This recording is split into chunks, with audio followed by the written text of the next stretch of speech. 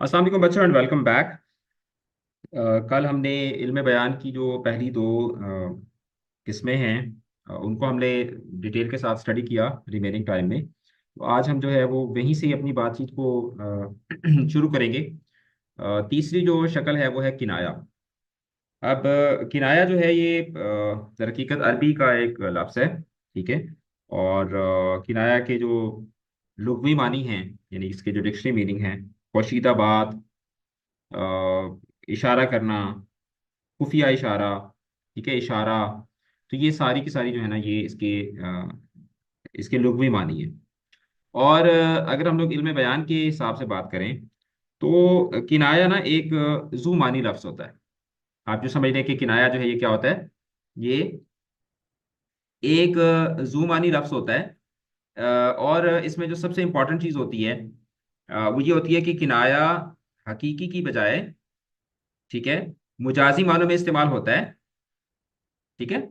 यानी किनाया जो है ये हकीकी मानों की बजाय मुजाजी मानों में इस्तेमाल होता है, लेकिन इससे हकीकी माना भी मुराद लिया जा सकता है। किनाया में और इस्तिआरा में जो सबसे बुनियादी फर्क है वो यही है। किनाया में और इस्तिआरा में जो बुनियादी फर्क है वो ये है कि किनाया में आप हकीकी मानों की बजाय मुजाजी माना मुराद लेते हैं, और हकीकी माना मुराद नहीं लिया जा सकता। जब आप कहते हैं कि वो शेर है तो आप शेर का हकीकी माना मुराद नहीं ले सकते। जबकि किनाया एक ऐसा स्ट्रक्चर होता है कि जिसमें आप मुराद तो मुजाजी माना ले रहे होते हैं, लेकिन उसका हकीकी माना भी मुराद लिया जा सकता है। और किनाया की छह अकसाम है। और let me tell you this very clearly कि जो नाइन्थ टेंथ फर्स्ट ईयर के बच्चे हैं, उनसे किनाया की अकसाम में से सवाल नहीं पूछा जाता। किनाया की अकसाम जो है उसमें से आपसे सवाल first year, second year, sorry, ninth tenth और फर्स्ट ईयर में किनाया की अकसाम में से सवाल नहीं पूछा जाता। आपके S L O base syllabus के अंदर किनाया की अकसाम शामिल नहीं है। सेकेंड ईयर के अंदर शामिल है। और जो नाइन्थ टेंथ फर्स्ट ईयर के बच्चे हैं, आप इसको अभी पढ़ लें। ठीक है। अभी आप पढ़ लेंगे तो आपका कोई नुकसान तो नहीं हो जाएगा ना, लेकिन ये मैं क्लियर कर रहा हूँ यहाँ पर कि ये नाइन्थ टेंथ और फर्स्ट ईयर के सिलेबस के अंदर इसकी अकसाम में से आपसे, आपको पता हो तो अच्छी बात है, लेकिन आपसे इसमें से सवाल नहीं पूछा जाता। तो किनाया की जो अकसाम हैं, वैसे तो किनाया की मतलब काफ़ी सारी अकसाम हैं, लेकिन जो इसमें इसकी जो छह अकसाम हैं उर्दू के अंदर इसकी छह अकसाम जो है वो इस्तेमाल होती है। किनाया करीब, किनाया बईद, तारीस, तलवी, रम्स और ईमा।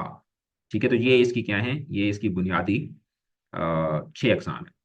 अब मैं इसको एक्सप्लेन आपको करूंगा, लेकिन बहुत ज़्यादा डिटेल में जाने की ज़रूरत नहीं है आपको इसकी अकसाम को लेकर। और ना ही कि मतलब एक और शेर की एग्जांपल दे दें, एक और शेर की, तो इस तरह अगर मैं आपको अशार की एग्जांपल दूं तो अशार तो ख़त्म ही नहीं होंगे। तो आपने करना क्या होता है ग्रामर के अंदर, या इवन जो इल्म बयां होता है, या फिगर्स ऑफ स्पीच होती हैं इंग्लिश के अंदर, तो आपने उसके कॉन्सेप्ट को अंडरस्टैंड करना होता है। और फिर आपने आपके जो सिलेबस के अंदर जो पोइट्री का पोर्शन शामिल है, आप उस पे उसको खुद अप्लाई करने की कोशिश करेंगे, तो आपको सही तरीके से ये चीज़ें जो है वो समझ आएंगी। मैं आपको 10 एग्जाम्पल्स दे दूं, ठीक है, और आप उनको, अगर आप ये सोच रहे हैं कि मैं इन 10 एग्जाम्पल्स को रट्टा लगा लूंगा, तो इस तरीके से आपका ये वाला मसला जो है वो हल नहीं नहीं होता। अच्छा, अब किनाया में होता क्या है कि हकीकी और मुजाजी दोनों मानी जो है वो मुराद दिए जा सकते हैं।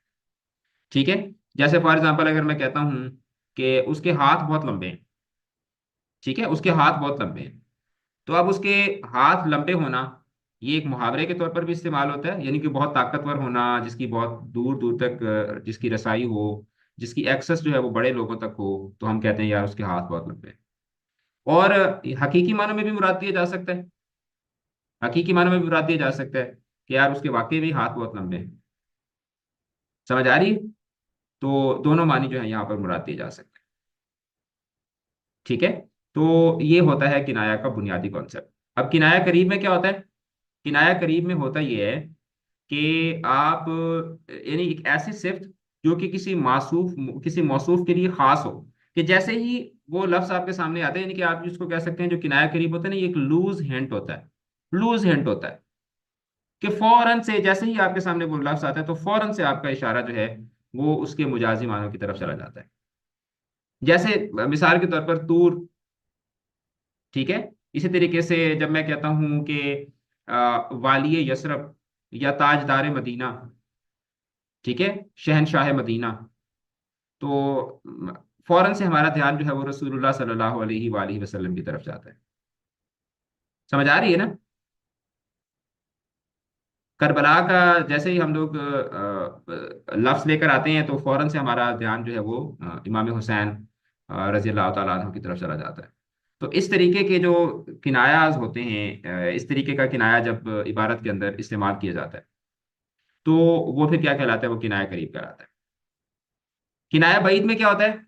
बईद का मतलब है दूर, कि जिसमें आपको बात जो है वो फौरन से समझ नहीं आती, थोड़ी सोच विचार के बाद आपको जो है वो किनाया समझ में आता है। जैसे सुबह आया जानिबे मशरिक नजर, एक निगारे आतशी रुख सर खुला।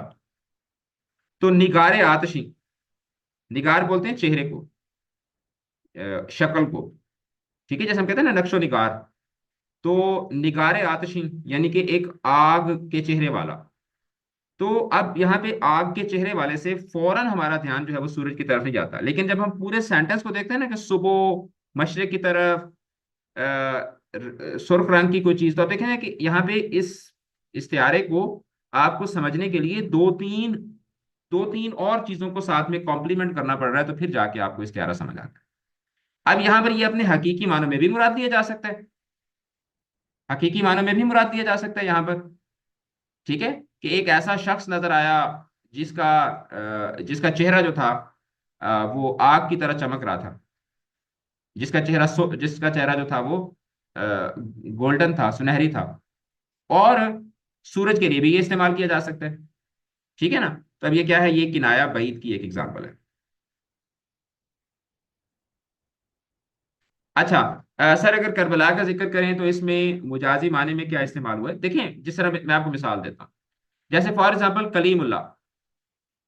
कलीमुल्लाह, तो कलीमुल्लाह का लफ्ज जैसे ही आता है तो हमारा ध्यान किसकी तरफ जाता है? हम्म कलीमुल्लाह का लफ्ज जैसे ही आता है तो हमारा ध्यान जो है वो हजरत मूसा अलैहिस्सलातु वस्सलाम की तरफ जाता है। ठीक है, लेकिन हजरत मूसा की तरफ जाता है। अब लेकिन इससे कलीमुल्लाह से मुराद कोई भी ऐसा शख्स जो अल्लाह से बातचीत करता है। हम भी तो अल्लाह से बातें करते हैं, तो अल्लाह से कलाम तो हम भी करते हैं, अल्लाह हमसे बातें करता है, हम अल्लाह से बातें करते हैं, तो इस तरीके से तो हम सारे के सारे कलीम हैं। समझ आ रही है ना? तो यानी कि जिसमें दोनों मानी जो है वो जिससे क्या लिए जा सकते हो, मुराद लिए जा सकते हो। अच्छा, जैसे फॉर एग्जाम्पल आप कहते हैं कि करबला वाले को मेरा सलाम दीजिएगा, करबला वाले को। तो करबला वाला से इसका जो मुजाजी माना है, ठीक है, मुजाजी माना। हकीकी माना तो मुराद ये है कि कोई भी बंदा जो करबला में रहता है वो करबला वाला है। ठीक है, मदीने वाले को मेरा सलाम दीजिएगा। तो मदीने वाले से कौन मुराद है? जो मदीने में रहता है। तो हकीकी माना भी मुराद दिए जा सकते हैं, लेकिन मुजाजी माना हम इसका मुराद लेते हैं कि मदीने वाले से मुराद कोई भी मदीने वाला नहीं है, बल्कि क्या है? नबी करीम सल्लल्लाहु अलैहि वसल्लम की ज़ात बाबरकत है। तो इस तरीके से जब हम इनको इस्तेमाल करते हैं ना, तो हकीकी और मुजाजी दोनों माने मुराद ले जा सकते हैं। लेकिन किनाया करीब में क्या होता है कि फौरन से आपका ध्यान जो है वो उस किनाया की तरफ चला जाता है जो मुसन्निफ की या लिखने वाले की मुराद होती है। उसका दिल सोने का है। नहीं, दिल तो सोने का नहीं होता ना। उसका दिल सोने का है, तो ये कनाया तो नहीं होगा। ये तो मुजाजी माने में मुराद आप ले रहे हैं ना। और हकीकी माना यहाँ पर मुराद नहीं लिया जा सकता, क्योंकि दिल तो सोने का हो ही नहीं सकता। ठीक है। हाँ, अगर आप कहते हैं कि मेरा सोने का दिल है, मेरा सोने का दिल है, फिर इसमें किनाया हो सकता है। किनाया किस तरीके से हो सकता है? कि आप ये कहना चाहते हैं कि मेरा दिल सोने का बना हुआ है, या आप ये कहना चाहते हैं कि आपका सोने के लिए, नींद करने के लिए आपका दिल कर रहा है। तो उसके अंदर फिर वो डुअलिटी आएगी, और उस डुअलिटी में फिर हकीकी मुजाजी दोनों माने मुराद दिए जा सकते हैं। ठीक है ना? तो बाज दफा ये होता है कि उर्दू के अंदर ना हल्की सी अरेंजमेंट ऑफ, जो रीअरेंजमेंट ऑफ द सेंटेंस है, उससे क्या होता है कि पूरा का पूरा जो मीनिंग होता है वो क्या हो जाता है? वो तब्दील हो जाता है। अच्छा, किनाया बईद में क्या होता है कि आपको फौरन से किनाया जो है वो समझ नहीं आता, बल्कि आपको थोड़ा सा उस पर क्या करना पड़ता है? सोच विचार करनी पड़ती है। उसके बाद होती है तारीस। तारीस, अब तारीस को समझें। तारीस में क्या होता है कि इशारा एक तरफ होता है, यानी कि ये, इसको मैं बोलता होता हूँ अक्सर पढ़ा बच्चों को सिर्फ समझाने के लिए ना, कि जो तारीस है ना, तारीस, ये ये वो जो सास की गुफ्तगू नहीं होती, सास जिस तरीके से बातें करती है। अब आप लोगों की सास है नहीं, तो आप लोग अभी तक जो है ना वो बचे हुए हैं इस चीज से। ठीक है, आप लोग इस चीज से अभी, आप इस दर्द से आशना नहीं है कि सास क्या होती है। तो सास जो बातें करती है ना, तो वो क्या होती है, उसमें ज्यादातर तारीफ पाई जाती है। हमारे पंजाबी में एक वो मुहावरा है, कवा तीनू सुनावा नौ नू, कि सास जो है ना वो बात बेटी से कर रही होगी और डोंक वो मार रही होगी बहू को। बेटी को कह रही होगी आज घर बहुत गंदा हुआ है, तो वो दर हकीकत बात बेटी से कर रही होती है, और वो सुना किसको रही होती है, बहू को रही होती है। तो तारीफ में ये होता है कि आप इशारा एक तरफ करते हैं और आपकी मुराद दूसरी तरफ होती है। जैसे हम वो नहीं कहते, नहीं नहीं आप तो बहुत अच्छे हैं, आप जैसा शख्स तो नहीं, आप बिल्कुल ठीक, सारी गलती मेरी है। अक्सर हम इस तरह कहते हैं ना, नहीं नहीं सारी गलती मेरी है, आप तो बिल्कुल ठीक है ना, आपने तो कुछ भी नहीं किया, सारी गलती मेरी है। ठीक है। तो उसमें तारीफ पाई जाती है। इशारा आप एक तरफ करते हैं जबकि मुराद आपकी दूसरी तरफ होती है। जिस तरह ना, हम ही बदनाम हैं, झूठे भी हैं बेशक, हम सितम करते हैं और आप करम करते हैं। अब इसमें शायर का ये कहने का मकसद नहीं है कि वाकई मैं सितम करता हूं और मेरा महबूब जो है वो मेरे पर करम करता है। वो दर हकीकत कहना चाह रहे हैं कि नहीं जी, वो दर हकीकत इस ये कहकर कि हम सितम करते हैं और आप करम करते हैं, शायर की मुराद क्या है कि हम करम करते हैं और वो सितम करते हैं। तो ये तारीफ होती है कि इसको अंग्रेजी में ना आयरनी कहते हैं हम लोग, आयरनी या जो सरकाजम होता है। काइंड ऑफ टॉन्ट भी आप इसको कह सकते हैं, टॉन्ट आप इसको कहते हैं, या जिस तरीके से भी आप कहते हैं। ठीक है। नहीं, वावैन तशबीह या वस्तान तशबीह कोई चीज नहीं होती। ये सिर्फ आपको एमसीक्यूज जब दिए जाते हैं ना, तो उसमें सिर्फ आपको एक कंफ्यूज करने के लिए आपको ये वावैन तशबीह, वस्तान तशबीह, वरना वस्तान तशबीह टाइप कोई चीज नहीं होती, सिर्फ तरफैन तशबीह का कॉन्सेप्ट पाया जाता है। वावैन या तरफैन, वावैन तशबीह या वस्तान तशबीह इस तरह की कोई चीज नहीं होती। आयरनी और सरकाजम डिफरेंट होते हैं अंजल, या फिर इंग्लिश वाले पेपर में जब हम एमसीक्यूज करेंगे तो वहां पे ये सवाल पूछिएगा कि आयरनी और सरकाजम में क्या डिफरेंस होता है। आयरनी जो होती है ना वो लफ्जों में होती है, सरकाजम जो होता है ना उसका ताल्लुक आपकी टोन के साथ होता है, टोन के साथ। जैसे फॉर एग्जाम्पल मैं आपको कहता हूँ कि जैसे वो माँ नहीं कहती, माँ, माँ जब कह रही होती है कि बेटा और, बेटा और खा लो, बेटा और खा लो, इसमें कोई सरकाजम नहीं है। और खा लो, नहीं नहीं, दो दो रोटियां और बना दूं, ठीक है, ये पूरा डोंगा खा लो, ये लो। अब वो जो कहने का अंदाज है उसमें सरकाजम पाया जाता है। तो सरकाजम जो है ना, इसका ताल्लुक जो है वो टोन के साथ होता है कि अल्फाज आपके, आप अल्फाज को इस तरीके से, उसकी टोन इस तरीके से चेंज करें कि वो आपका मुराद जो है वो, या आपकी जो इंटेंशन है वो उससे रिफ्लेक्ट हो, अदर देन वर्ड्स। ठीक है, जिस तरह सुबह सुबह आप जागते हैं तो अम्मी कहती हैं उठ गया मेरा बच्चा, नींद हो गई है पूरी, खाना ला दूं। तो अब उसमें क्या होता है कि आपको कैसे पता चलता है कि अम्मी जो हैं वो वाकई तारीफ कर रही हैं, या अम्मी जो है वो कुत्ते वाली कर रही हैं। तो वो आपको पता चलता है टोन से। टोन सरकास्टिक होती है, अल्फाज के अंदर सरकाजम नहीं होता। जब आप आयरनी को इस अंदाज से यूज करते हैं कि उसकी टोन आयरनी को डिफाइन कर रही होती है, तो then it is called sarcasm. अच्छा। हाँ जी जी, ये पूरा शेर है, हम ही बदनाम है, झूठे भी हैं बेशक, हम सितम करते हैं और आप करम कर, ये पूरा शेर है। लेकिन ये मैंने इसको शेर के अंदाज में इसलिए लिखा, सिर्फ आपका वो पेज बचाने के लिए, पेज बचाने के लिए, वरना इसको मैं नीचे शेर की सूरत में लिखता तो वो फिर वो बहुत ही लंबा डॉक्यूमेंट बन जाता है। तो इसलिए फिर मैंने या सारे जो अशार है ना वो इस तरीके से लिखे हुए। उसके बाद है जी तलवी। अब तलवी में क्या होता है, तलवी जो है ना, आप यूं समझ लें कि किनाया बईद की एक, किनाया बईद जो होता है ना, उसकी एक एडवांस्ड फॉर्म होती है। तलवीह जो होती है, दूर से इशारा करना, दूर से। किनाया बईद जो है उसमें थोड़ा सा वास्ता होता है कि मतलब एक दो पीसेस को आप जॉट डाउन करते हैं, एक दो शेर के अंदर जो किनाया होता है, या उस किनाया के अंदर जो चीज छुपी हुई होती है, एक दो पीसेस आप मिलाते हैं और आपको वो चीज जो है वो समझ आ जाती है। तारीस जो होती है, सॉरी, जो तलबी होती है, उसके अंदर जो वास्ता होता है ना, यानी कि लफ्ज है और लफ्ज का जो मीनिंग है, उसके अंदर जो वास्ता है वो बहुत लंबा होता है। अब इसका एक बड़ा खूबसूरत शेर है, मैं आपको शेर भी समझाऊंगा, आपको शेर समझ के भी मजा आएगा, और आपको जो तलबी है उसका कॉन्सेप्ट भी आपको समझ आ जाएगा। जब मैं ये नोट्स बना रहा था तो मुझे इससे ज्यादा अच्छा शेर जो था वो कोई जहन में नहीं आया कि जिससे मैं आपको तलबी समझा सकता। तो उस इसलिए फिर मैंने यही वाला शेर जो है वो यहाँ पे तलबी की मिसाल के तौर पर जो है वो यहाँ पर लिखे। अब शेर को समझिएगा। शेर है कि मगज को बाग में जाने न दीजो, नाहक खून परवाने का होगा। यानी शायर ये कह रहे, मगज बोलते हैं शहद की मक्खी को। मगज किसको बोलते हैं? शहद की मक्खी को। अब शायर कह रहे हैं कि जी जो शहद की मक्खी है ना, उसको आप बाग में ना जाने दें, क्योंकि अगर शहद की मक्खी जो है वो बाग में जाएगी तो उससे जो है वो परवाना, परवाना क्या होता है? परवाना बेसिकली वो जो एक छोटी सी मक्खी होती है, जो कि मोमबत्ती के ऊपर या लाइट के ऊपर जो है वो आती है, और फिर वो लाइट के साथ वो टकरा टकरा टकरा के मर जाता है। परवाना एक बहुत बड़ा इस्तिआरा भी है, उर्दू जुबान का एक बहुत बड़ा इस्तिआरा है। मौत जिसको हम लोग बोलते हैं, मौत जो होता है, मौत नहीं, जुगनू नहीं, जुगनू परवाना नहीं होता। मौत जो होता है ना, मौत। अब सुनिएगा, मतलब बंदा सोचता है कि यार शहद की मक्खी के, ठीक है,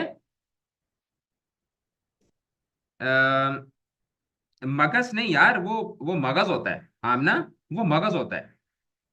वो जो आप कह रहे हो ना, वो दिमाग, ठीक है, दिमाग जो होता है वो मगज होता है। अब यहाँ पे मेरी बात को सुने। इब्ने मरियम जो है ये किनाया करीब, जी बिल्कुल, इब्ने मरियम जो है वो किनाया करीब आप कह सकते हैं ना, कि फौरन से हजरत ईसा की तरफ ध्यान जाता है। वरना इब्ने मरियम से मुराद कोई भी मरियम का बेटा, जिसकी माँ का नाम मरियम हो, आप उसको इब्ने मरियम कह सकते हैं। अब मेरी बात को सुने, शेर को समझे। अभी अभी बीच में आपने कोई चीज नहीं पूछनी, ताकि मैं आपको ये शेर समझा दूं। शायर ये कहता है कि शहद की मक्खी को, मगस बोलते हैं शहद की मक्खी को, कि शहद की मक्खी को बाग में ना जाने दो, क्योंकि अगर शहद की मक्खी बाग में जाएगी तो परवाना जो है वो मारा जाएगा। बंदा सोचता है यार शहद की मक्खी के बाग में जाने से परवाने की डेथ कैसे हो सकती है? ये तो वो प्री डेस्टिनेशन मूवी का कोई सीन बन गया ना, कि उधर ये उधर से एक बंदा कुछ करेगा और दूसरी तरफ कुछ हो जाएगा। मतलब इसकी कोई लॉजिक हमें समझ आती है कि शहद की मक्खी के बाग में जाने से परवाने की डेथ कैसे हो जाएगी? कोई लॉजिक इसमें बनती बनती है? कोई इसकी लॉजिक बनती हुई नजर आती है कि शहद की मक्खी, नहीं नहीं, कोई लॉजिक नजर नहीं आती इसमें। अब इसकी लॉजिक समझे। शहद की मक्खी के बाग में जाने से परवाने की डेथ कैसे होगी? शहद की मक्खी बाग में जाएगी। अब इसमें इसमें आप तलवी को समझें, इसमें तलवी जो है वो कैसे इस्तेमाल होगी। शहद की मक्खी बाग में जाएगी, वहां से जाके वो नेक्टर कलेक्ट करेगी, उसके बाद वो वापस आएगी, उस नेक्टर के साथ वो शहद बनाएगी। और आपको पता है ना कि आपको, अगर आपको साइंस के बच्चे हैं आप में से मोस्टली, आप बेशक इसको देख लें कि जब शहद बन रहा होता है तो वो जो स्लाइवा होता है, शहद की मक्खी का जो स्लाइवा होता है, उसी से ही उसका वो जो बी हाइव होता है वो बनता है। बी हाइव का पता है ना? बी हाइव जो होता है, जो शहद की मक्खी का जो छत्ता होता है, उर्दू में इसको छत्ता कहा जाता है। तो वो छत्ता भी दर हकीकत वो जो शहद की मक्खियां होती हैं उनका जो पूपू होता है उसी से बनता है, पूप से बनता है ना।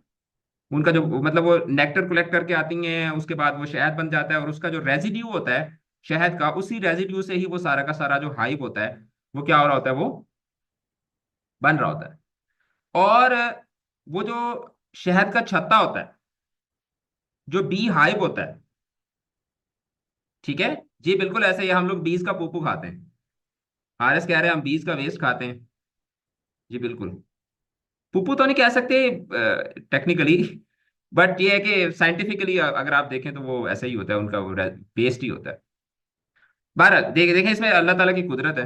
अल्लाह ताला की कुदरत है, अल्लाह ताला ने मतलब कैसे जो है ना वो उसको किया हुआ है, चीज़ों को डिज़ाइन किया हुआ है इंसान के लिए। बहरहाल अभी हमारी डिस्कशन और तरफ चली जाएगी, वरना अगर हम लोग मिल्क की बात करें, ठीक है, तो या और ही बाकी सारी, ये अल्लाह ताला का एक निज़ाम है, ठीक है, और इसी तरीके से ये चल रहा है, और इसी के अंदर ही हिकमत भी है, और इसी के अंदर भलाई भी है, और इसी के अंदर खूबसूरती भी है। Let's get back to that. अब शहद की मक्खी जाएगी बाग में, वहां से वो नेक्टर कलेक्ट करेगी, उसी नेक्टर से आगे बी हाइव बनेगा। उस बी हाइव से फिर बनती हैं मोमबत्तियां। जो कैंडल्स होती थी ना, कैंडल्स पुराने जमाने में, कैंडल्स जो हैं वो उस बी हाइव से बनती हैं। तो शहद की मक्खी जाएगी बाग में, बाग से वो वापस आके वो बनाएगी शहद का छत्ता। उस शहद की छत्ते छत्ते से बनेगी मोमबत्ती। उस मोमबत्ती पे फिर आएगा परवाना, और परवाने की डेथ हो जाएगी। ये है जनाब इसमें किनाया। ठीक है, मजा आया ना?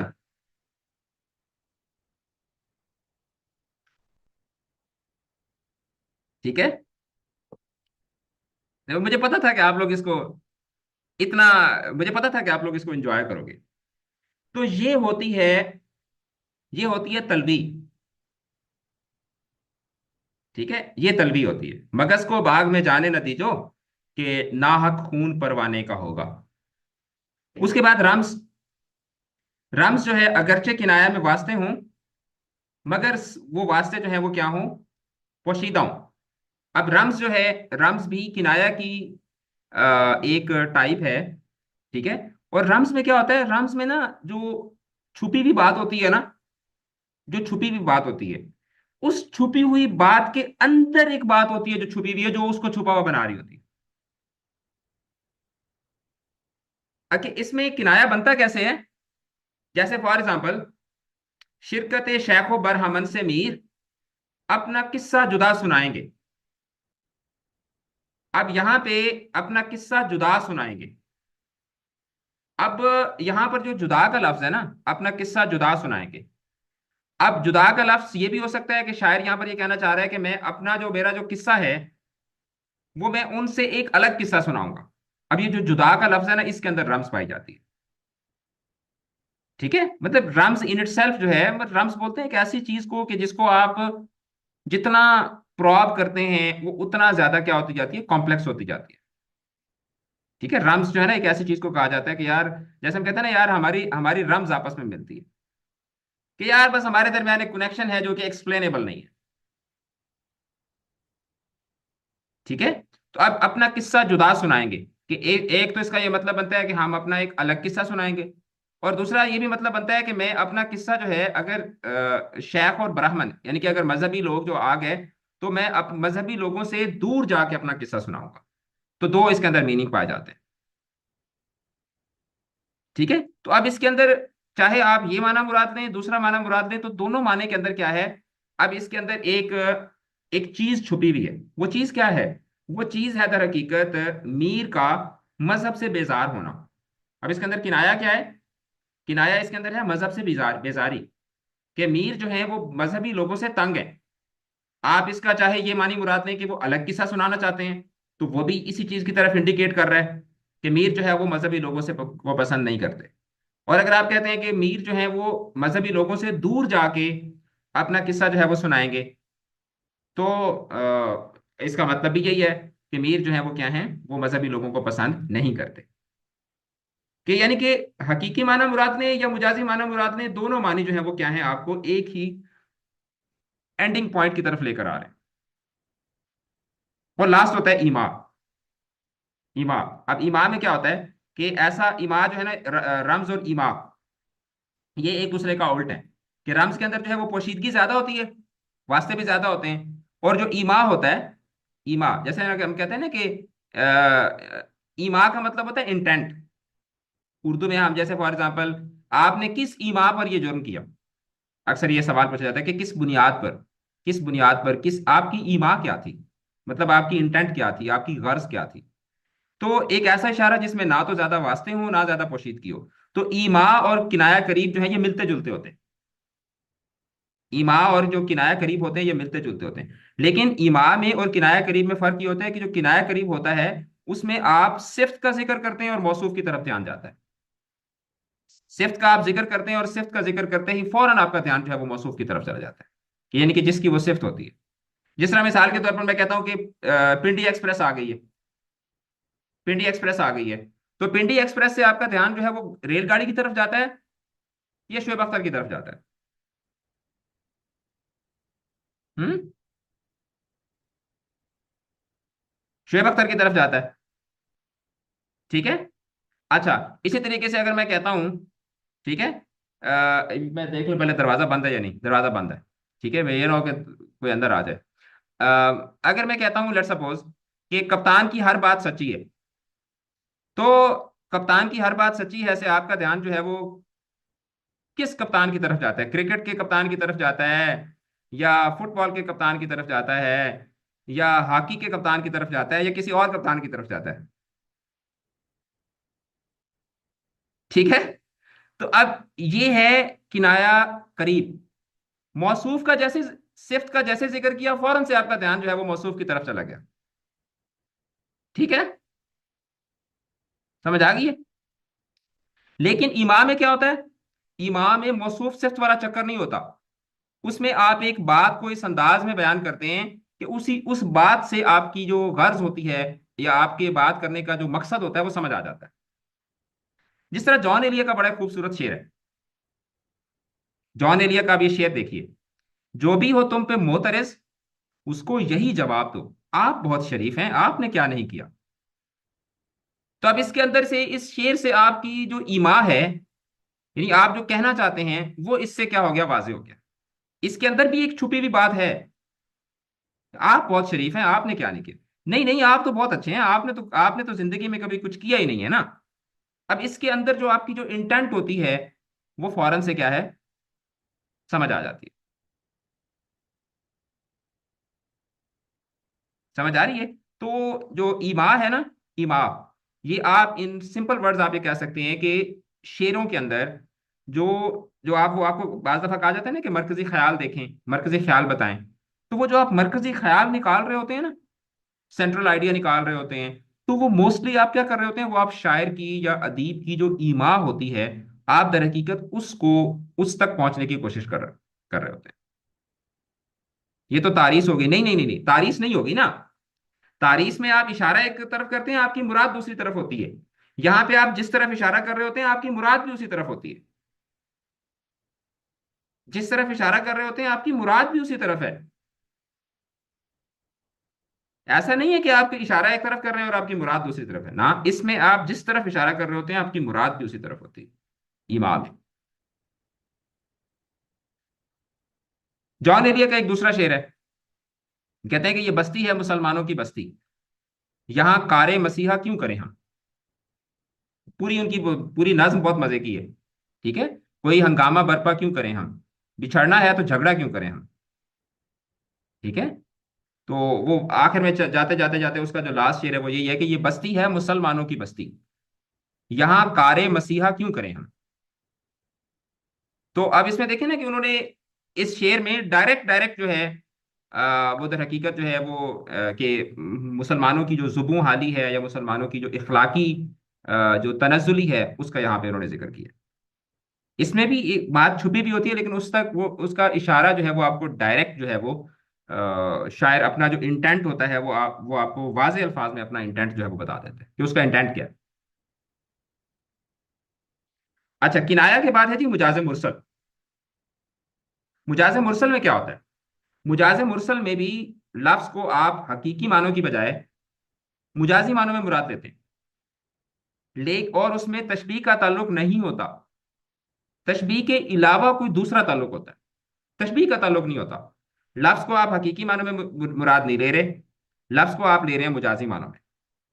और हकीकी और मुजाजी मानों में तशबीह का ताल्लुक नहीं होता, तशबीह के अलावा किस कोई और दूसरा ताल्लुक हो सकता है। और उन्हीं ताल्लुकात की बुनियाद पर फिर मुजाज मुरसल की जो है ना वो मुख्तलिफ अकसाम है। उन्हीं ताल्लुकात की बुनियाद पर फिर मुजाज मुरसल की क्या है, आगे मुख्तलिफ जो है वो अकसाम आती हैं। अच्छा, जो भी हो तुम पे मोतरज का क्या मतलब है? कि जो भी तुम पे एतराज करे, मोतरज का मतलब एतराज करने वाला, कि जो भी तुम पे एतराज करता है उसको यही कहो, आप बहुत शरीफ हैं, आपने क्या नहीं किया। सर क्या ये शेर किनाया की मिसाल हो सकती है? यहाँ तो, यहाँ, अब ये भी जॉन एलिया का शेर है। ठीक है। जॉन, और ये इस शेर का जो कॉन्टेक्स्ट है ना, ये बहुत मजे का है। कासिम, ये वाला जो आपने सवाल पूछा ना, इसको बल्कि आप सिर्फ ये मुझे भेज सकते हो। ये शेर है, यहाँ तो जाज़बियत भी है दौलत ही की परवरदा, ये लड़की फाका कश होती तो बदसूरत नजर आती। अब इसमें इसमें मैं आपको ईमा, ये ईमा की एक एग्जांपल है। अब जॉन एलिया ना कराची में किसी जगह पे बैठकर चाय पी रहे थे अपने दोस्तों के साथ। ठीक है, चाय पी रहे थे, और वहां पर एक फकीर लड़की थी जो वहां पर भीख मांग रही थी। और इसी तरीके से एक लड़की, दूसरी लड़की थी, वो गाड़ी से उतरी, और गाड़ी से उतर के वो जो भीख मांगने वाली लड़की थी उसने उससे पैसे मांगे, और वो उसको धुतकार के तो चली गई वो। समझ आ रही है ना? तो ये पूरी सिचुएशन जब जॉन एलिया ने देखी तो उन्होंने ये एक एक कॉपलेट लिखा। एक एक आप इसको किता कह सकते हैं, ये किता है या एक रुबाई है। मैं आप इसको लिखता हूं और फिर मैं आपको ये समझाता हूँ। कहते हैं कि जो रान आई निगाहों के लिए सामान्य जलवा है। ठीक है, लिबासे मुफलसी में कितनी कम कीमत नजर आती, यहाँ तो जाज़बियत भी है दौलत ही की परवरदा, ये लड़की फाका कश होती तो बदसूरत नजर आती। ठीक है, तो कहते हैं कि जो रानाई, रानाई बोलते हैं अट्रैक्शन को। ठीक है, कि जो अट्रैक्शन जो है वो आंखों को बहुत अच्छी लग रही है। तो मतलब उसने कपड़े अच्छे से पहने हुए हैं, वेल ड्रेस्ड है, अच्छी गाड़ी से उतरी है, मेकअप वगैरह किया हुआ है, नीट एंड क्लीन है। तो कह रहे हैं कि जो रानाई निगाहों के लिए सामान्य जलवा है, कि जो ये जो सारी आपको एक अट्रैक्शन से फील हो रही है, लिबास मुफलसी में कितनी कम कीमत नजर आती। कि अगर यही लड़की ने एवरेज से कपड़े पहने हुए होते, एवरेज से मेकअप किया हुआ होता, एवरेज से शूज पहने हुए होते, रिक्शे से उतरती या पैदल फिर रही होती, और बिल्कुल एक एवरेज सा इसका अटायर होता, एवरेज सा इसका जो है ना वो सारा ड्रेसअप होता, तो वो कितनी कम कीमत नजर आती। और आगे कहते हैं कि यहाँ तो जाजबियत मतलब अट्रैक्शन, यहाँ तो जाजबियत भी है दौलत ही की परवरदा, ये लड़की फाका कश होती। वो जिस लड़की को उन्होंने कहा था कि अगर ये लड़की फाका कश मतलब भूखी, मैल नरिश्ड, ये लड़की फाका कश होती तो बदसूरत नजर आती। तो अब देखें ना कि इसके अंदर क्या है, इसके अंदर ईमा मौजूद है। इस पूरे कॉन्टेक्स्ट के अंदर एक ईमा मौजूद है। और ईमा क्या है? ईमा दर हकीकत इसके अंदर है शायर का ये बताना कि भाई ये जो दौलत होती है ना, वो ना, मेरी गुर्बत ने उड़ाया है मेरे फन का मजाक, तेरी दौलत ने तेरे ऐब छुपा रखे हैं। तो इसके अंदर भी ईमा है। तो देखो ईमा जो होता है ना वो क्या होता है, वो शायर की या लिखने वाले की जो इंटेंट होती है ना, वो आपको नजर आती है ईमा के अंदर। समझ आ रही है ना? तो ईमा में कोई एक लफ्ज नहीं होता, ईमा के अंदर कोई एक ऐसा लफ्ज नहीं होता कि जिसको आप कहें कि हाँ ये लफ्ज हकीकी और मजाजी दोनों मानों में मुराद दी जा रहा है। ओवरऑल पूरा जो कॉन्टेक्स्ट होता है उस कॉन्टेक्स्ट की बुनियाद पर आप जो ईमा होता है उसको आप अंडरस्टैंड करते हैं। अच्छा, नाउ लेट्स गेट टू मुजाज मुरसल। मैंने मजनू पे लड़कपन में असद संग उठाया था कि सर याद आया। इस शेर में सर याद आना, आने के कौन से दो मतलब हैं? अच्छा, संग उठाया था कि सर याद आया। देखें इसमें मैं इसको एंड पे, खदीजा मैं इसको एंड पे एक्सप्लेन करता हूँ, पहले मुझे मुजाज मुरसल समझा रहे थे। ये शेर थोड़ा सा किराया के हवाले से ये थोड़ा सा इररेलेवेंट है। ठीक है, हाँ, ऑलराइट। मुजाज मुरसल जो है, जिसमें आप लफ्ज को हकीकी मानों में मुराद देने की बजाय मुजाजी मानों में मुराद देते हैं, और हकीकी और मजाजी माने में तशबीह का ताल्लुक नहीं होता, बल्कि तशबीह के अलावा कोई दूसरा ताल्लुक मौजूद होता है। इसकी कमोबेश उर्दू के अंदर इस्तेमाल की 24 सूरतें हैं। बाज़ दफ़ा आपसे ये भी एमसीक्यू पूछा जाता है कि कितनी मुजाज मुरसल के इस्तेमाल की कितनी सूरतें। तो मुजाज मुरसल के इस्तेमाल की कमोबेश 24 सूरतें हैं, जिसमें से 6 जो हैं ये बहुत ज़्यादा अहम हैं। और आपसे जब शॉर्ट क्वेश्चन पूछा जाता है, या आपसे जब एमसीक्यू के अंदर जब चीज़ें पूछी जाती हैं, तो उसमें भी यही 6 चीज़ें ही होती हैं जिसमें से आपसे फर्दर जो क्वेश्चंस होते हैं वो आपसे पूछे जा रहे हैं। पहले नंबर पर है जुज कहकर कुल मुराद लेना, यानी पार्ट टू होल रिलेशनशिप आप इसको कह सकते हैं। अंग्रेजी में ना मुजाज मुरसल में से काफी सारे फिर और फिगर ऑफ स्पीच निकलते हैं। उर्दू में तो एक ही फिगर ऑफ स्पीच है, मुजाज मुरसल। तो अंग्रेजी में जो आपकी जो मेटोनमी होती है, साइनेक्डॉची होती है, ठीक है, और इसी तरीके से जो ट्रांसफर्ड एपिथेट है, तो ये सारी की सारी फिगर ऑफ स्पीच जो है ये मुजाज मुरसल से ही निकलती है। ठीक है, मुजाज मुरसल से ही ये सारी निकलती है। जुज कहकर कुल मुराद लेना, यानी आप जुज बोलते हैं पार्ट को, कि आप बात कर रहे होते हैं एक पार्ट की, और उस पार्ट से आपकी मुराद जो है वो क्या होती है, होल को रिप्रेजेंट करना होता है। जिस तरह फॉर एग्जाम्पल जिंदगी 2 दिन की है, तो ये जो क्या जिंदगी वाकई 2 दिन की होती है, या ये 2 दिन जो है ये जिंदगी का एक जुज है? जिंदगी इन टोटल जो जिंदगी होती है वो उसका एक पार्ट है 2 दिन। बताएं।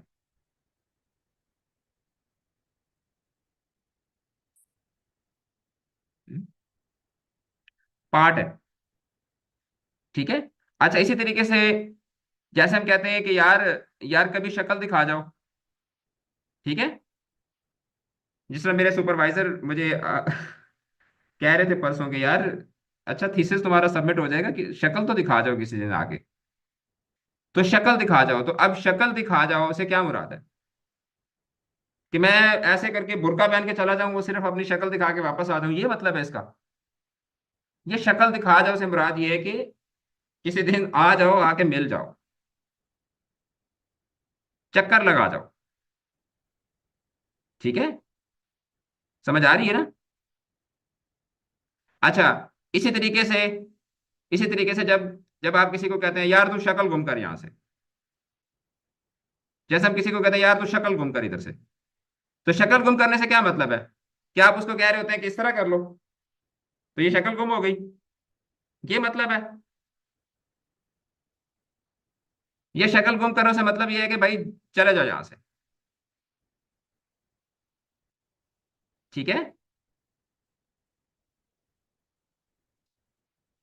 अच्छा, उसके बाद ये फातिमा ने हसरत मोहानी की एक गजल का एक शेर यहाँ पे भेजा है कि मुझसे मिलते ही वो बेबाक हो जाना तेरा, वो तेरा दांतों में उंगली को दबाना याद है, दांतों में उंगली को दबाना याद है। तो अब ये तो कुल कहकर जुज है ना, कि पूरी उंगली तो नहीं दबाई थी ना उसने। जो शायर का जो शायर की जो महबूबा थी या महबूब था जो भी था, तो वो उसने ऐसे थोड़ी उंगली डाली होगी, बंदा ऐसे पूरी उंगली उंगली अगर महबूब मुंह में डाले तो महबूब कितना चवल लगता है। तो उंगली उंगली दबाना से मुराद ये है कि उंगली का, पूरी उंगली का कुछ पोरा दबाना, तो यहां पर कुल कहकर जुज मुराद दिया जा रहा है। तो पूरी उंगली मुंह में डाल दे तो वो फिर महबूब तो ना हुआ ना, वो तो फिर छोटा बच्चा हो जाएगा फिर।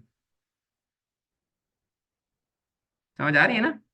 अच्छा, तो जो आपने बेटा सवाल पूछा है फातिमा, फातिमा नूर ने सवाल पूछा था आई गेस, ये कुल कहकर जुज की मिसाल है। अब कुल कहकर जुज की मिसाल को समझना निस्बतन ज्यादा आसान हो जाता है अगर आपको जुज कहकर जुज टू जो जुज टू कुल, या आप कह सकते हैं कि जो पार्ट टू होल रिलेशनशिप है वो अगर आपको अच्छे से समझ आ जाए तो फिर आपको अगला पार्ट समझना आसान हो जाता है। अब कुल कहकर जुज मुराद लेना, जैसे मैं पाकिस्तान में रहता हूँ। अब मैं पाकिस्तान में रहता हूँ, पूरे पाकिस्तान में मैं थोड़ी रहता हूँ। हाँ। अच्छा, अम्मी बाजार से राशन लाई, बिल्कुल। मैंने बाजार से कलम खरीदा, तो बाजार से थोड़ी खरीदा, बाजार के किसी एक पार्ट से, बाजार के किसी एक जुज से, यानी कि किसी एक दुकान से खरीदा है। बिल्कुल, मैंने दुनिया देखी है, मैंने दुनिया देखी है। ठीक है। तो अब वो पूरी दुनिया थोड़ी देखी है, दुनिया का कुछ पार्ट देखा होगा ना।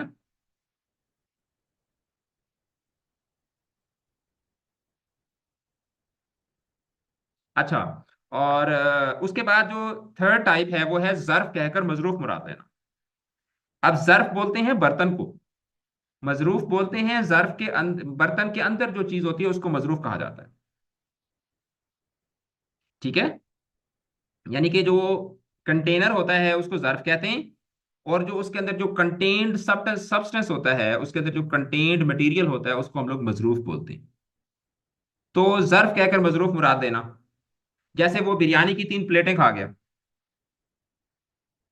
मुझे एक गिलास ला दो। ठीक है, एक प्लेट मुझे भी देना। ठीक है। तो एक प्लेट मुझे भी देना, तो यहाँ पर क्या है कि प्लेट से दर हकीकत जब कोई आदमी कह रहा होता है कि एक प्लेट मुझे भी दे दो, तो मुराद ये होती है कि वो आपसे जो भी सालन है या कोई भी चीज़ है उसकी प्लेट वो आपसे मांग रहा है। ठीक है। और अगली जो टाइप है वो है मजरूफ कहकर ज़र्फ मुराद देना, यानी कि आप तीन समझ लें तो आपको उसका उल्ट जो है वो आपको खुद ब खुद समझ आ जाती है। ठीक है। अच्छा, ज़र्फ कहकर मजरूफ मुराद देना, जैसे वो बिरयानी की तीन प्लेटें खा गया, मुझे एक गिलास दे दो, वगैरह वगैरह। मजरूफ कहकर ज़र्फ मुराद देना, जैसे चूल्हे से दूध उतार उतार लो, चूल्हे से दूध उतार लो। तो वो दर हकीकत क्या कहा जा रहा है? दूध तो मजरूफ है, कहा यह जा रहा है कि चूल्हे से दूध का बर्तन उतार लो। सर, इस्तिआरा, मुजाज मुरसल और किनाया के फर्क पर रोशनी डालें। ओके, एक मिनट।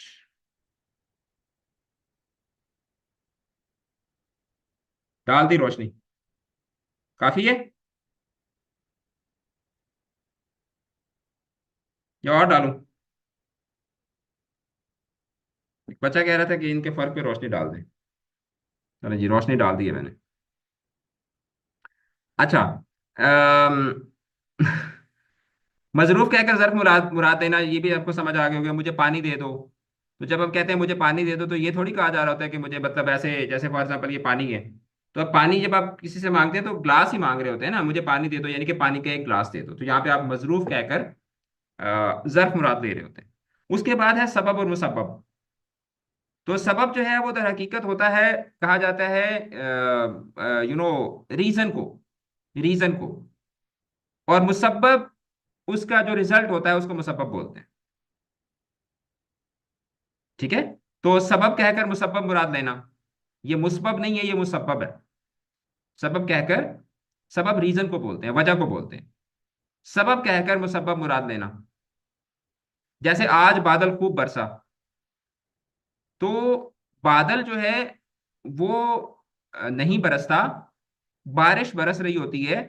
बादल जो है वो बारिश के बरसने की वजह होती है।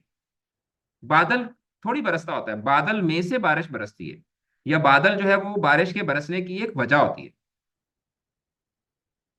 ठीक है।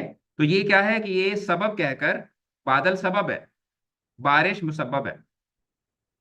और इसी तरीके से मुसब्बब कहकर सबब मुराद लेना, जैसे चूल्हा जल रहा है। तो चूल्हा थोड़ी जल रहा होता है। ठीक है। वो तो दर हकीकत जो है लकड़ी जल रही होती है। लकड़ी जलती है। लकड़ी जो है वो क्या है, आप कहना ये चाह रहे हैं कि यार लकड़ी जल रही है।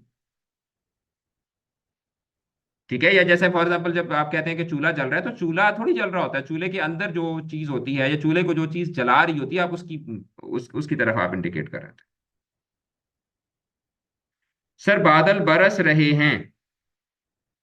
हाँ, आप उस तरह भी बादल बरस रहे हैं। ठीक है। तो ये भी सेंटेंस ठीक, जुमला तो आपका ठीक होगा। बादल बरस रहे, बादल बरस रहा है, बादल बरस रहे हैं, दोनों सूरतों में ठीक होगा। अच्छा, उसने कान में उंगली दी। तो अब ये कुल कहकर जुज मुराद होगा, कि कान में पूरी उंगली थोड़ी डाल दी है। ठीक है। तो कान में तो उंगली का मैक्सिमम आपका इतना इतना सा पार्ट जाता है। ठीक है। तो वो आप कुल कहकर जुज मुराद ले रहे होते हैं। ठीक है जनाब। अच्छा, इसी तरीके से आग जल रही है। तो आग जल रही है, ये भी मुसब्बब कहकर सबब मुराद देना की मिसाल है। क्योंकि आग थोड़ी जल रही होती है, लकड़ी जल रही होती है, और लकड़ी के जलने से आग जो है वो वजूद में आती है। आग तो रिजल्ट होता है, आग तो मुसब्बब होता है। आग के पीछे जो सबब है वो लकड़ी का या ईंधन का या पेट्रोल का या किसी भी इस तरह की जो फ्लेमेबल चीज है उसका जलना जो है वो। अ, सर, आखिरी के दोनों वापस समझा दें, समझ नहीं आया। देखो बेटा, सबब बोलते हैं वजह को, सबब जो है वो वजह को बोलते हैं, सबब वजह को बोलते हैं। तो जब आप वजह मुराद, वजह का जिक्र करके और उसका जो नतीजा निकलता है वो मुराद दे रहे होते हैं, जैसे आज बादल खूब बरसा। आज बादल खूब बरसा में बादल जो है, बादल थोड़ी बरसता होता है। आपकी मुराद जो है वो दर हकीकत ये है कि आज बारिश बरसी, बारिश बरसती होती है, बादल नहीं बरसता होता। बारिश बरस रही होती है। बादल नहीं बरसता, बादल बारिश के बरसने का एक सबब होता है। सबब बोलकर आपने मुसब्बब को मुराद दिया। इसी तरीके से जब आप कहते हैं कि आग जल रही है या चूल्हा जल रहा है, तो आग नहीं जल रही होती, लकड़ी जल रही होती है। लकड़ी के जलने का जो आउटकम होता है वो आग होती है या चूल्हा होता है। तो अब यहां पर आप मुसब्बब बोलकर यानी कि रिजल्ट बोलकर आप जो है वो रीजन या कॉज जो है वो आप मुराद दे रहे होते हैं।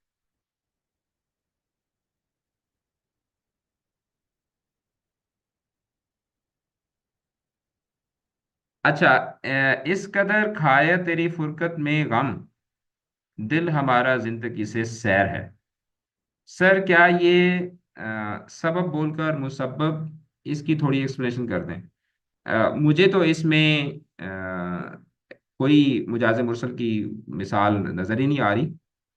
मुझे शेर को दोबारा पढ़ना पड़ेगा। इस कदर खाया तेरी फुरकत में गम,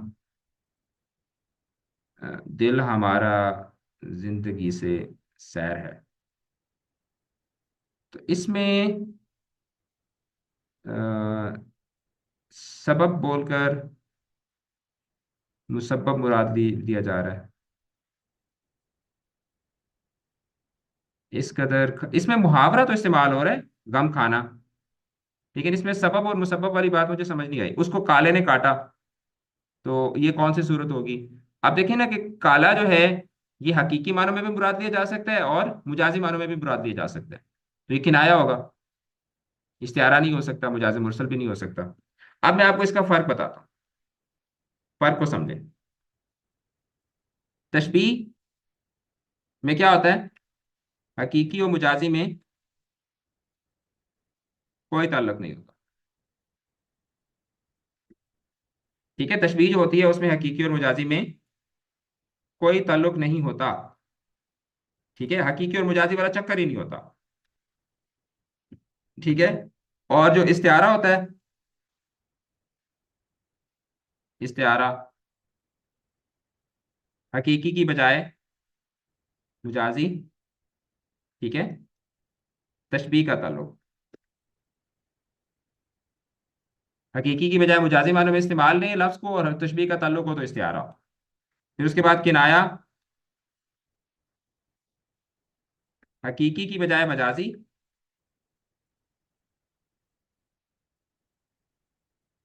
मगर हकीकी भी मुमकिन।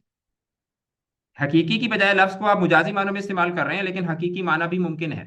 हकीकी माने में भी मुराद लिया जा सकता है, तो किनाया है। मुजाजे मुरसल में क्या होता है, हकीकी की बजाय मुजाजी, तशबीह के अलावा कोई ताल्लुक। तशबीह का ताल्लुक नहीं होता, तशबीह के अलावा कोई और ताल्लुक पाया जाता है। तो फिर वो क्या कहलाता है, फिर वो मुजाजे मुरसल कहलाता है। वो सबब मुसब्बब का हो सकता है, जुज और कुल का ताल्लुक हो सकता है, ज़र्फ मजरूफ का ताल्लुक हो सकता है, या और इस तरह के मुख्तलिफ जो ताल्लुकात होते हैं वो बीच में हो सकते हैं। अब इसकी एक्सरसाइज जो है वो आप लोगों ने लाजमी लाजमी करनी है। इसमें मैंने अभी आगे एमसीक्यूज बढ़ा दिए हैं, शॉर्ट क्वेश्चंस कम कर दिए हैं, तो सिर्फ 5 शॉर्ट क्वेश्चन है। तो कितना है, किसमें करने में टाइम लगेगा, तो इसलिए सबसे रिक्वेस्ट है, और वीकेंड भी है तो आपने ये लाजमी करनी है।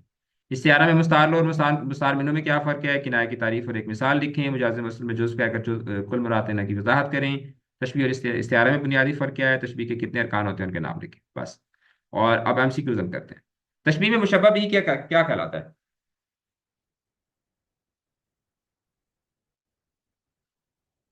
मुशब्बह भी। हम्म वो चीज जिससे तशबीह दी जाए, जिससे तशबीह दी जाए। ठीक है, जिसको तशबीह दी जाए वो तो मुशब्बह कहलाता है। अली शेर की तरह बहादुर है में शेर क्या है,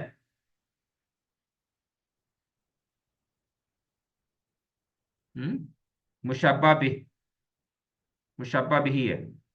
इस्तिआरा के कितने अरकान होते हैं, 3। किस शेर की आमद है कि रन कांप रहा है, यहां पर शेर क्या है,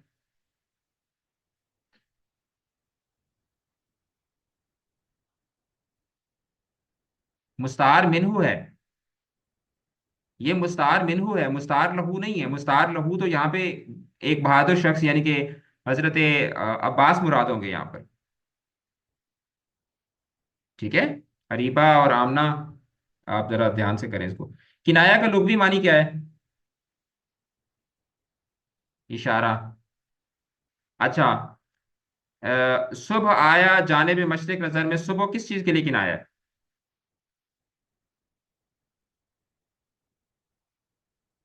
सूरज के लिए। सूरज के लिए, रोशनी के लिए नहीं, सूरज के लिए। क्योंकि सुबह का लफ्ज जो है ये आपको आपको सुबह का लाशा, सुबह सुबह मशरिक की तरफ, तो हम सोचते हैं यार सुबह सुबह तो मशरिक की तरफ सूरज ही होता है। तो सुबह का लफ्ज जो है ना, ये किनाया के तौर पर यहाँ पे इस्तेमाल होता है। मुशब्बा और मुशब्बा बिही क्या क्या कहलाते हैं? तरफान तशबीह। चूल्हे से दूध उतार लो, इसमें कौन सा ताल्लुक है? ज़र्फ और मजरूफ का ताल्लुक है। जिंदगी 4 दिन में है, 4 दिन की है, में कौन सा मुजाज मुरसल इस्तेमाल हुआ है? वेरी गुड, जुज कहकर कुल मुराद दिया जा रहा है। मगज को बाग में जाने नतीजों में, मगज किस चीज के लिए गिनाया है? हम्म? मक्खी के लिए। और इस्तिआरा में कौन सा रुकन तशबीह के हर्फ की जगह ले लेता है? हम्म? तशबीह के हर्फ की जगह पर कौन सी चीज आती है? वजह जामे। नहीं नहीं, मुस्तार लहू नहीं आता।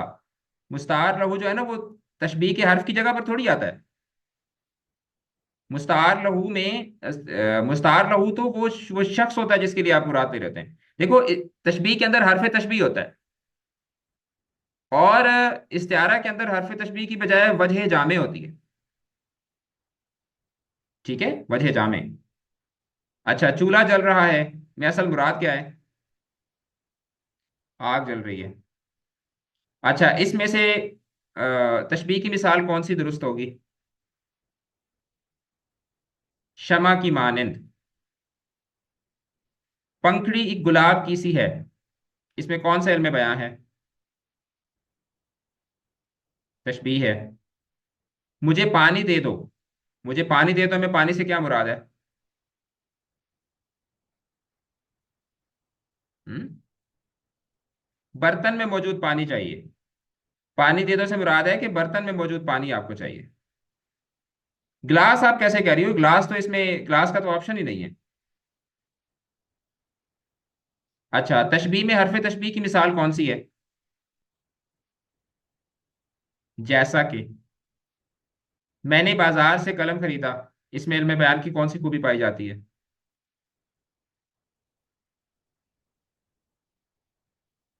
हम्म? मुजाज मुरसल। बादल बरसे, बादल बरसे में असल क्या मुराद है? बारिश बरसी। वो बिरयानी की 3 प्लेटें खा के, मैं प्लेटों से क्या मुराद है? प्लेटों से क्या मुराद है? खाने की मिकदार। और इस्तिआरा में वजह जामे क्या होता है?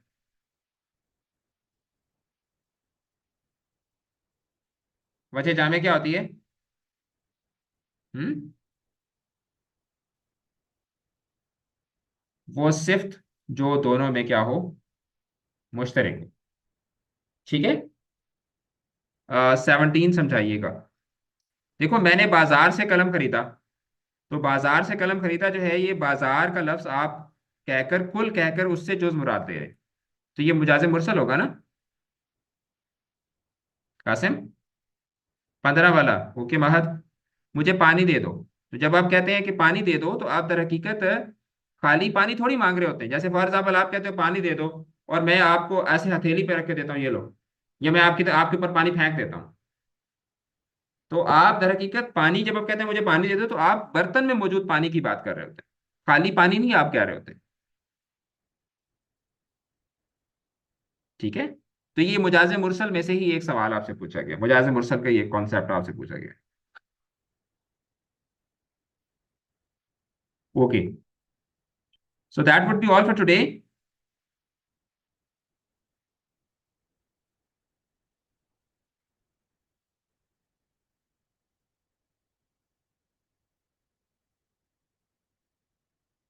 अच्छा, अब वो खदीजा ने एक सवाल पूछा था ऊपर कि मैंने मजनू पे लड़कपन में असर संग उठाया था कि सर याद आया। संग उठाया था कि सर याद आया। अब इसमें देखें ना कि मिर्जा गालिब का ये शेर है ना, कि अब इसमें यू नो आप किसी को पत्थर मारने के लिए पत्थर उठाते हैं, और आपको फौरन से आपका ध्यान आता है कि यार मेरे ऊपर भी ये वक्त आ सकता है। तो सर याद आना, संग उठाया था कि सर याद आया। अब इसके अंदर भी क्या है, इसके अंदर भी तारीफ पाई जाती है। इस शेर के अंदर ना तारीफ पाई जाती है। किनाया में से अगर आप पूछते हैं ना, तो इसमें कोई वो हकीकी मानी मुराद देकर मुजाजी माना जो है वो मुराद देना, उस तरीके से अगर आप इसको देखते हो ना, तो कि सर याद आना, कि उस मजनू का सर याद आया, ये भी मुराद दिया जा सकता है।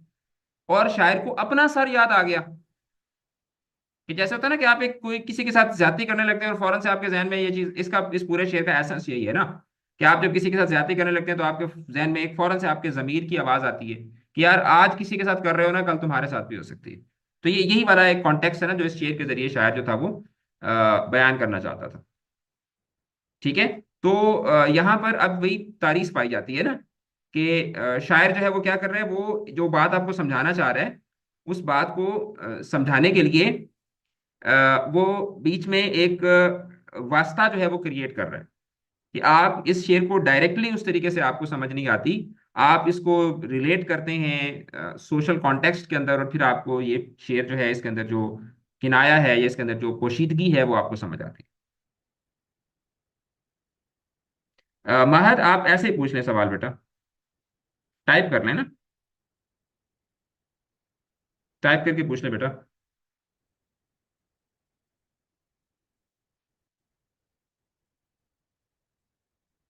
सर याद आना, संग उठाया था कि सर याद आया। ठीक है, कि जैसे होता है ना कि आप सर सर याद आने से मुराद ये है कि अपना अंजाम याद आना। ठीक है, अपना अंजाम याद आना।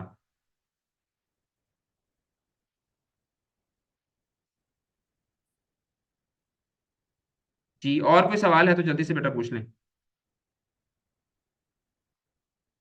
किसी बच्चे को कोई सवाल है तो जल्दी से पूछ लें, because we still have 1 minute. मैं क्लास को जल्दी तो नहीं खत्म कर सकता। सर आपके पास इस टॉपिक के और एमसीक्यूज होंगे, हर तरह के। आपने इंग्लिश के बैच में एक्स्ट्रा एमसीक्यूज प्रोवाइड किए थे। जी बिल्कुल, इसमें है, मैंने आप लोगों के लिए एमसीक्यूज रखे हुए हैं और वो मैं आप लोगों से करवाऊंगा। अभी सिलेबस हमारा कुछ कंप्लीट हो जाए ना, अभी मैं देखो आपसे साथ साथ एमसीक्यूज करवा रहा हूँ, साथ साथ अभी मैं आपसे करवा रहा हूँ। लेकिन जैसे ही हमारा पूरा सिलेबस कवर होगा, तो फिर मैं आपसे मैं आपको बल्कि दिखा देता हूँ। अम, ये एक 50 एमसीक्यूज की फाइल है, इसमें 50 एमसीक्यूज है, ये मैं आपसे सॉल्व करवाऊंगा। फिर इसी तरीके से ये 100 एमसीक्यूज की एक फाइल है। ठीक है, ये मैंने असल में अभी सॉल्व करवाए थे बच्चों से, तो मेरे पास ये अभी वो ना सॉल्व वाली फाइल ही पड़ी हुई है, वो दूसरे दूसरे पीसी में है। ये 100 एमसीक्यूज हैं, तो ये मैं आपसे एंड पे करवाऊंगा। तो बेसिकली 150 एमसीक्यूज जो है वो मैं आपसे और सॉल्व करवाऊंगा। अभी साथ साथ आपसे करवा रहा हूँ, हर टॉपिक के एमसीक्यूज करवा रहा हूँ, लेकिन एंड पर फिर मैं आपको 150 एमसीक्यूज जो है वो भी मैं आपसे सॉल्व करवाऊंगा।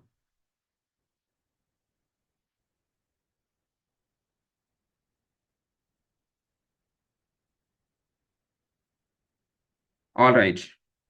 चले महत, मैं आपको आपको आज ही सेंड कर दूंगा। मैं फिर सबके साथ आज ही सेंड कर दूंगा, सबके साथ आप आज ही सेंड कर दूंगा, आप उसको सॉल्व कर लीजिएगा और एंड पे फिर हम उसको डिस्कस कर लेंगे। एंड पे फिर उन एमसीक्यूज को हम लोग डिस्कस कर लेंगे। अच्छा, हारिस कह रहे हैं कि कोई उर्दू का कोई अच्छा नॉवेल रिकमेंड करें।